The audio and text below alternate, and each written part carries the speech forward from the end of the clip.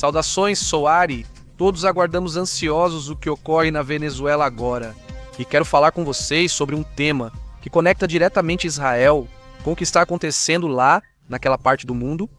Muita gente se pergunta se a inteligência israelense, especificamente o Mossad, que cuida de tudo o que tem a ver com a devida redundância, com inteligência, o que tem a ver com Israel, no exterior, ou seja, em todo o mundo, bom, se tem algo a ver com a pressão internacional que está sendo exercida agora sobre Maduro e toda a cúpula do poder venezuelano. E a verdade é que, embora não vejamos isso nas manchetes, a inteligência israelense está muito mais presente do que parece. A cooperação entre os Estados Unidos e Israel em matéria de inteligência não é novidade. Há décadas, ambos os países compartilham operações contra o terrorismo e o crime organizado. E hoje, em um momento tão crítico, esse mesmo mecanismo está sendo aplicado na América Latina, porque a Venezuela deixou de ser apenas um problema interno de corrupção ou ditadura e se tornou um centro de operações do Irã e do Hezbollah.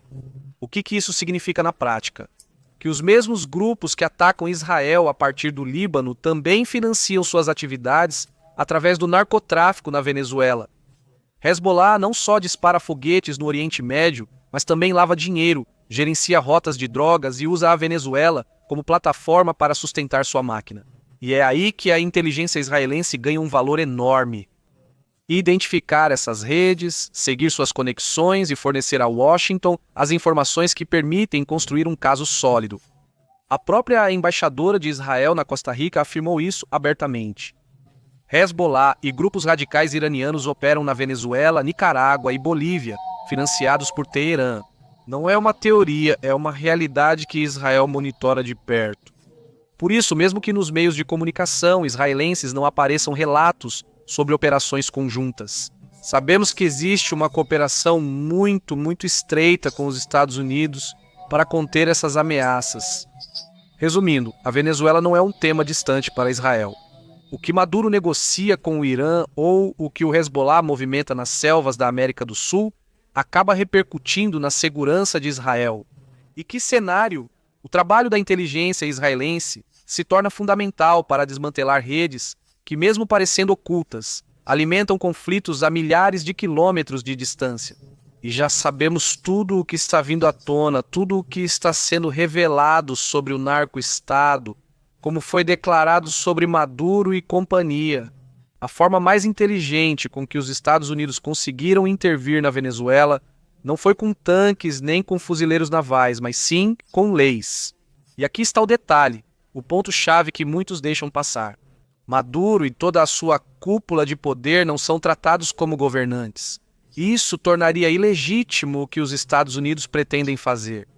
Eles o tratam como narcotraficante ou não como narcotraficante?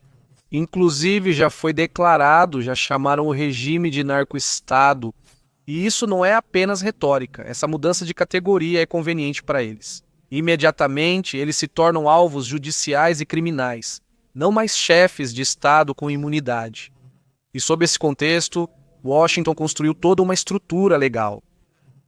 Acusações de narcoterrorismo, processos em tribunais federais e um esquema de recompensas que juntos somam mais de 100 milhões de dólares pela captura de Maduro, e de figuras-chave como Diosdado Cabello, Tarek Al-Assimani, Vladimir Padrino Lopes e outros generais que fazem parte do chamado Cartel dos Sóis. Obviamente, sem falar do casal Estrela, os Rodrigues, que são os que estão por trás de Maduro. É isso que torna o caso venezuelano tão diferente, por exemplo, do de Cuba. Sempre foi visto como um regime inimigo, mas nunca se acusou diretamente sua liderança de comandar um cartel internacional de drogas. Já com a Venezuela, esse rótulo de cartel de Los Soles dá a Washington uma base sólida para apresentar o confronto não como uma questão ideológica ou política, mas como um problema criminal de escala global que impacta diretamente os Estados Unidos, transformando-os na prática em inimigos públicos dos Estados Unidos.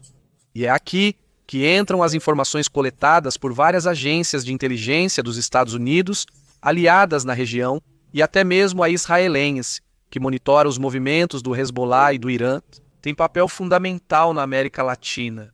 Não se trata de uma única peça mover todo o tabuleiro, mas sim de como as diferentes fontes de inteligência permitem que os promotores e juízes construam um caso judicial capaz de cercar toda a estrutura de poder em Caracas.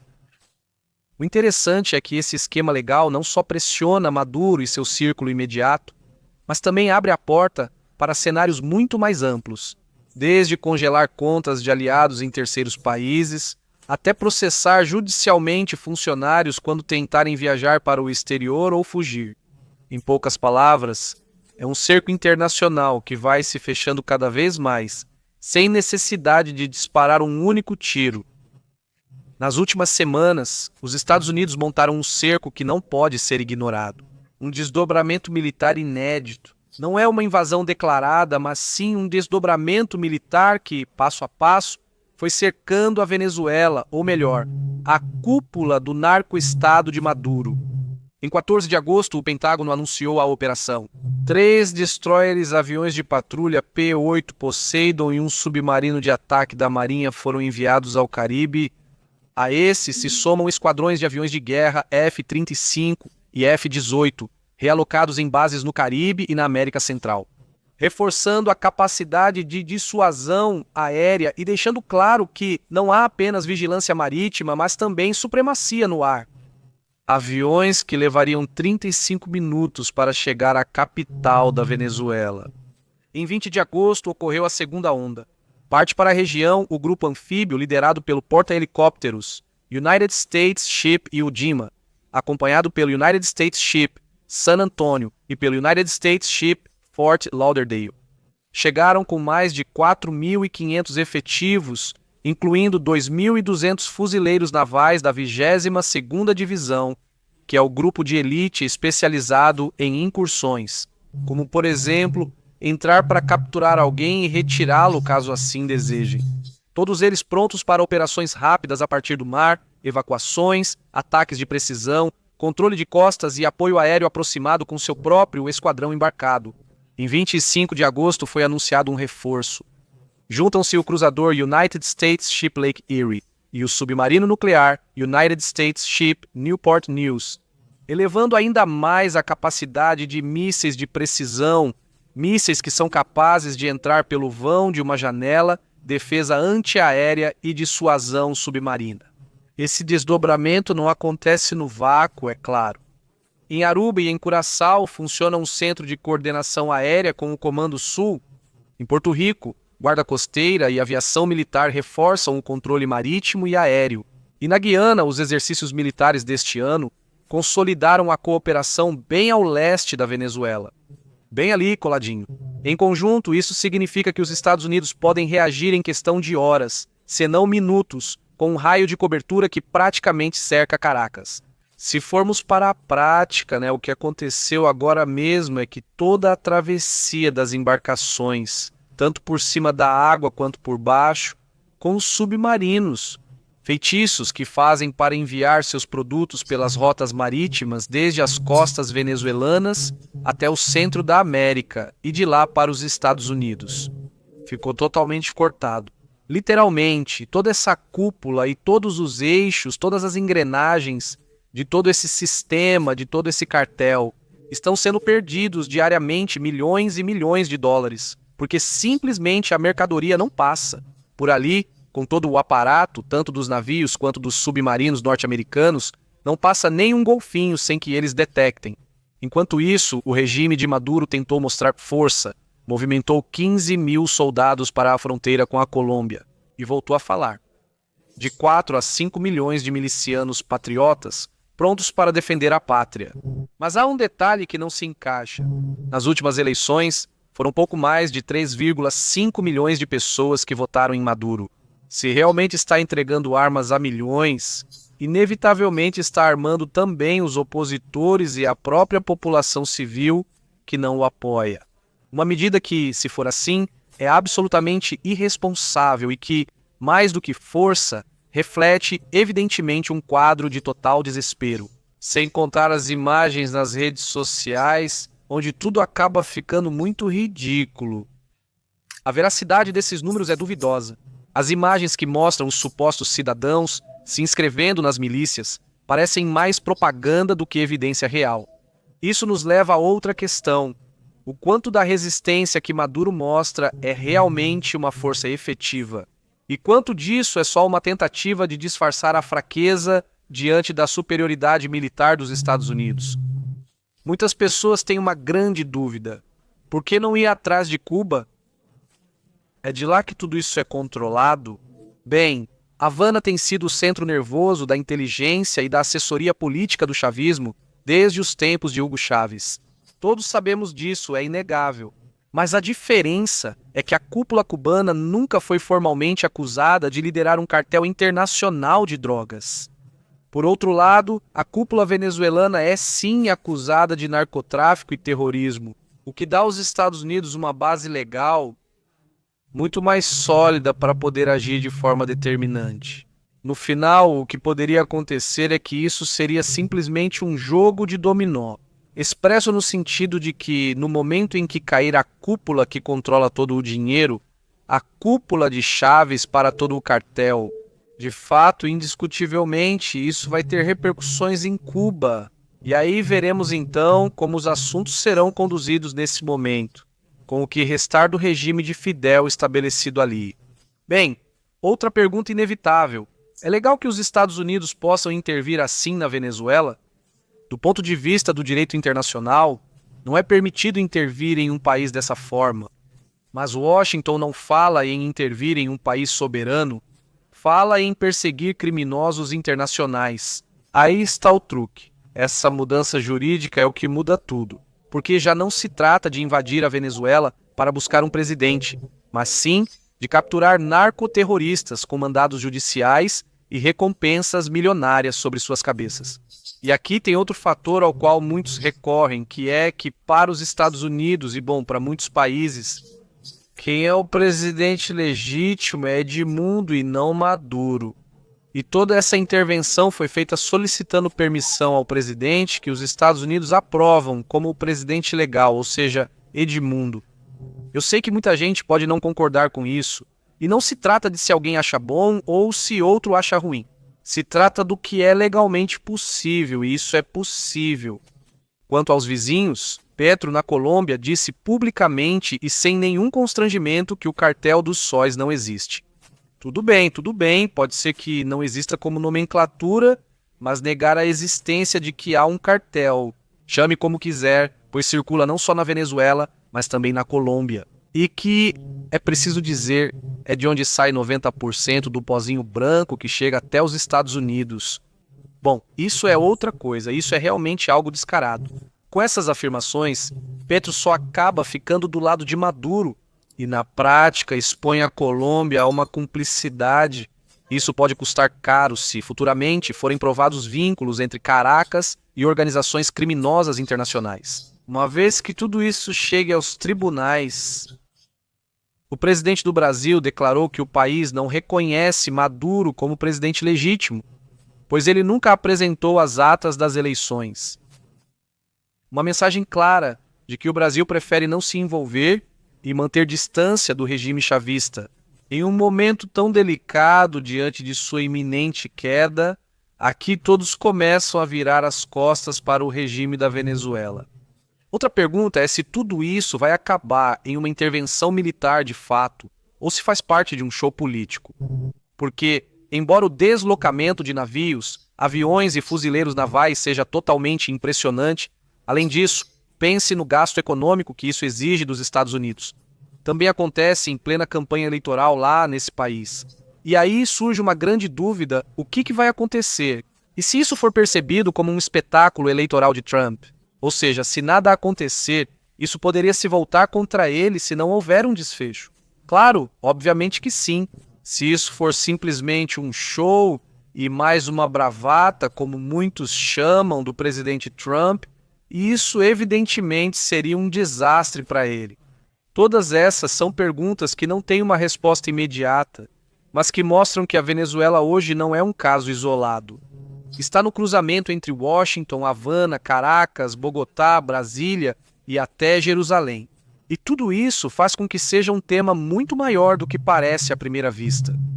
Agora, o que vou apresentar a seguir não são certezas, mas sim cenários que ajudam a entender para onde essa crise pode caminhar.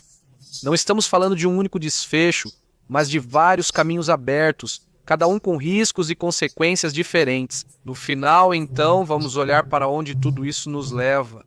Primeiro cenário: que a pressão legal e financeira siga aumentando até sufocar a cúpula chavista que atualmente se alimenta do narcotráfico. Os Estados Unidos da América já classificaram o Cartel dos Sóis como organização terrorista global. A recompensa por Nicolás Maduro e seu grupo já passa de 100 milhões de dólares. Se a isso somarmos sanções secundárias, mais isolamento internacional e todo o bloqueio marítimo, o que teríamos seria um cerco econômico, judicial, que mais cedo ou mais tarde poderia fraturar o regime por dentro, provocando uma rendição ou uma negociação de exílio e entrega do poder. Segundo cenário, operações militares seletivas. Washington não precisa de uma invasão para enviar uma mensagem contundente. Bastaria capturar membros da cúpula em terceiros países ou atingir redes logísticas-chave dentro de... Seriam movimentos cirúrgicos ao estilo da Drug Enforcement Administration da CIA ou do Mossad, que demonstrariam que ninguém está a salvo, nem mesmo fora da Venezuela. E que nos leve ao primeiro cenário, que finalmente gere tanta pressão, que produza uma rendição ou uma negociação de toda a cúpula do narco-estado. Terceiro cenário: fuga ou retirada de Maduro e seu círculo. Nos últimos dias, foram detectados 3 voos de aviões ligados aos aviões presidenciais venezuelanos em direção a Nicarágua. Isso gera várias perguntas. Quem estavam levando? O que transportavam? Alguns dizem que levavam familiares de altos comandantes, outros afirmam que transportavam ouro e dinheiro em espécie. Houve até voos que decolaram e retornaram minutos depois, como se fossem testes ou manobras de distração. Tudo isso, é claro, sob o olhar atento dos Estados Unidos. Tudo isso não seria mais do que, talvez, a confirmação ou um indício de que o regime está testando, preparando uma saída de emergência. Quarto cenário: traição interna. Cada vez há mais sinais de que os supostos sócios do narco-estado começam a virar as costas para Maduro e Diosdado Cabello e para toda a cúpula. Não seria estranho se alguém dentro da própria estrutura de poder decidisse entregar figuras-chave em troca de proteção ou benefícios. A história mostra que, quando o navio começa a afundar, os primeiros a pular são aqueles que estão mais próximos do capitão. Quinto cenário: escalada indireta na região, com 15 mil soldados venezuelanos agora posicionados na fronteira com a Colômbia. É preciso confirmar se isso é real, segundo notificações das redes da Venezuela. E os discursos que falam sobre milhões de milicianos, supostamente a atenção poderia se voltar para lá antes de Caracas. Um confronto com a Colômbia criaria uma frente regional imprevisível, dando aos Estados Unidos da América desculpa para ampliar sua presença. Agora não é mais por barco ou avião, e sim por caminhões cruzando a fronteira. Sexto cenário: que tudo isso faça parte da política eleitoral de Trump. Uma demonstração militar espetacular no Caribe em plena campanha, que reforce a imagem de mão dura sem que seja disparado um único tiro e que isso se prolongue por meses. O risco é que, se não houver um desfecho claro, como dissemos, a percepção de que tudo foi um show pode se voltar contra ele, contra Trump, e desgastar sua credibilidade. A realidade é que todos esses cenários também podem se combinar. Sanções mais duras, movimentos militares limitados, tentativas de fuga e até traições internas. Só sabemos que o final ainda não foi definido. E a cada dia que passa, a pressão aumenta e as notícias vão surgindo. Como vemos, a Venezuela está em um ponto de ruptura. Não se trata apenas de um país em crise, mas sim de um nó que se conecta com o Irã, com o Hezbollah, com o narcotráfico e com interesses que chegam até o Oriente Médio, inclusive aqui em Israel.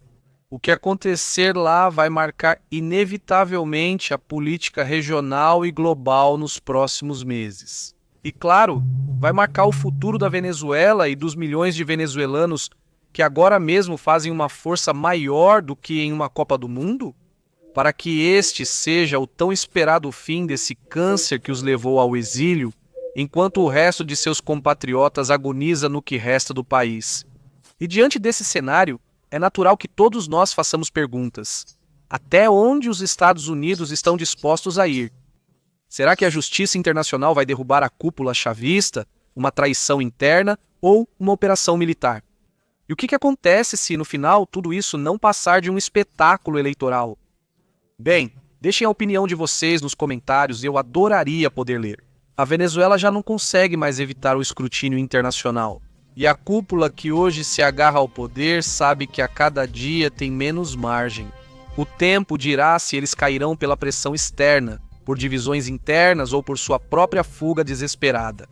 Deixe seu like clicando no polegar para cima e inscreva-se no canal. Ambos são gratuitos. Nos vemos!